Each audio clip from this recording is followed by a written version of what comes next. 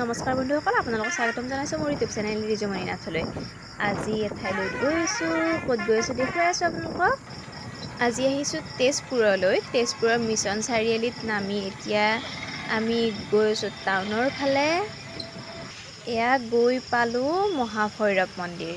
এতিয়া মন্দিৰত এবাৰ সোমাওঁ।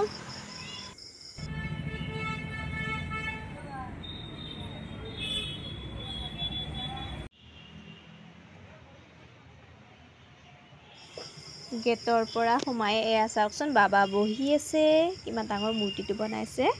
তাৰপিছত গৈছোঁ এবাৰ মন্দিৰটোৰ ফালে, সৰুটো মন্দিৰ। সেয়া ধূপ চাকি ল'লোঁ, গৈছোঁ এবাৰ মন্দিৰলৈ।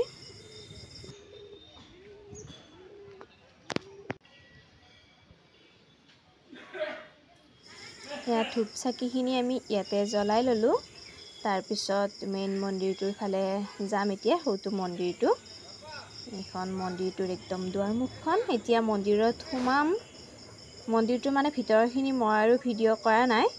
মন্দিৰৰ ভিতৰত মোবাইলটো অন কৰিব ভাল নালাগে, সেয়েহে আৰু ভিডিঅ' কৰা নাই। মন্দিৰটোৰ ভিতৰত এটা ডাঙৰ শিৱলিংগ আছে। সেই শিৱলিংগটোত আপোনালোকে গাখীৰ নিলে বা নাৰিকল নিলে নাৰিকলৰ পানীটো দিয়ে, তাত দিব আৰু সেৱা কৰিব। তাতে আপোনালোকে যি প্ৰসাদ নিয়ে সেই প্ৰসাদখিনিও তাতেই দিব লাগে।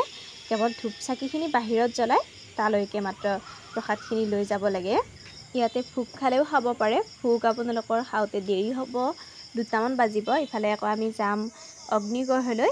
এয়া অগ্নিগড় পাই গ'লোঁ। তাৰপৰা মানে মন্দিৰৰ দুৱাৰমুখত ই ৰিক্সাবোৰ ৰখিয়ে থাকে, তাৰপৰা আপোনালোকে অগ্নিগড়লৈ আহিব পাৰে। এয়া অগ্নিগড়লৈ আহিছোঁ এতিয়া।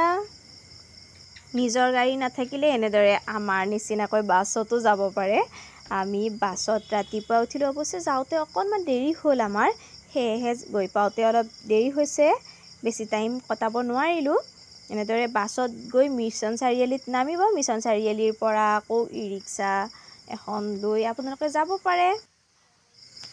অগ্নিগড়ৰ পৰিৱেশটো কিন্তু সঁচাই বিৰাট ধুনীয়া। গছ গছনিবোৰ ইমান আছে, থাকি বিৰাট ভাল লাগিছে এইখিনি ঠাইত।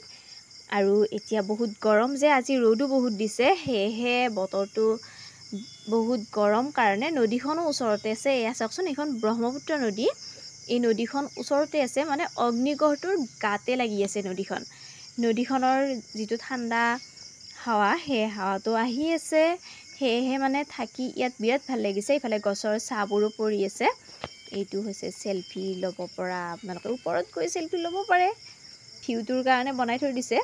তাৰপিছত ইয়াতে জিৰাব পাৰে।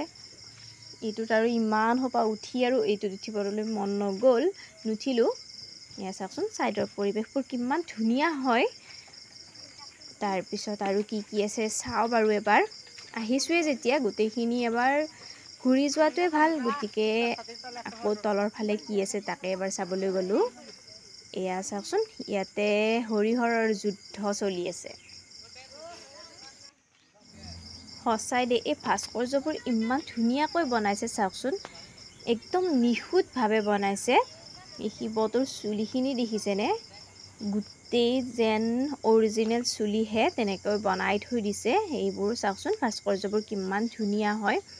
এয়া দেখাই থৈ দিছে গন্ধৰ্ব বিবাহ, ঊষা অনিৰুদ্ধৰ গন্ধৰ্ব বিবাহ হৈছিল, এইখিনিও ইয়াতে দেখাই থৈ দিছে।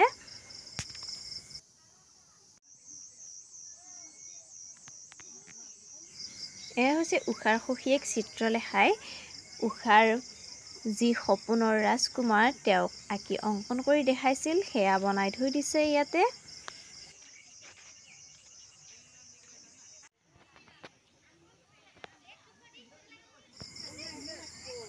এইকেইটা আকৌ কি বস্তু?